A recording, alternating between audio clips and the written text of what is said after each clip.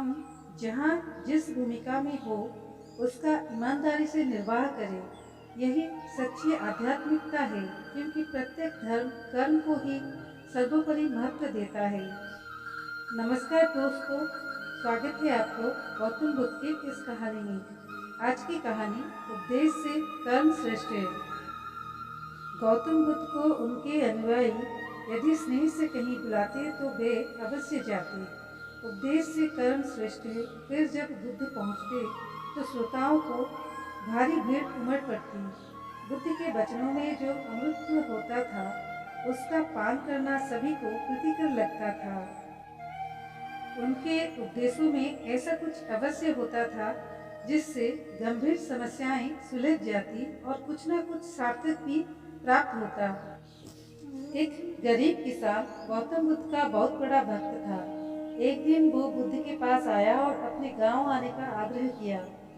बुद्ध उसके गांव पहुंचे तो सारा गांव उन्हें देखने व सुनने के लिए उमड़ पड़ा, किंतु वो किसान नहीं आया। हुआ ये कि उसी दिन किसान के बैलों को जोड़ी कहीं खो गई। किसान इस दुविधा में रहा कि बुद्ध का प्रवचन सुने या अपने बैलों को खोजे। काफी सोचने के बाद उसने अपने बैलों को खोजने का निर्णय किया। घंटों भटकने के बाद बैल मिले। थका हारा किसान घर आया और भोजन कर सो गया। अगले दिन वो अति संकोच से क्षमा प्रार्थी बन बुद्ध के पास पहुंचा तो वे बड़े स्नेह से बोले, मेरी दृष्टि में ये किसान मेरा सच्चा अनुयायी है।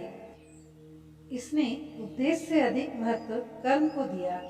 यदि ये कल बैलों को ना ढूंढते हुए उपदेश सुनता तो मेरी बातें इसकी समझ में नहीं आती, क्योंकि मन बैलों में अटका रहता। इसने कर्म को महत्व देकर प्रशंसनीय काम किया। सार ये है कि हम जहाँ जिस भूमिका में हो उसका ईमानदारी से निर्वाह करें, यही सच्ची आध्यात्मिकता है। क्योंकि प्रत्येक धर्म कर्म के ही सर्वोपरि महत्व देता है।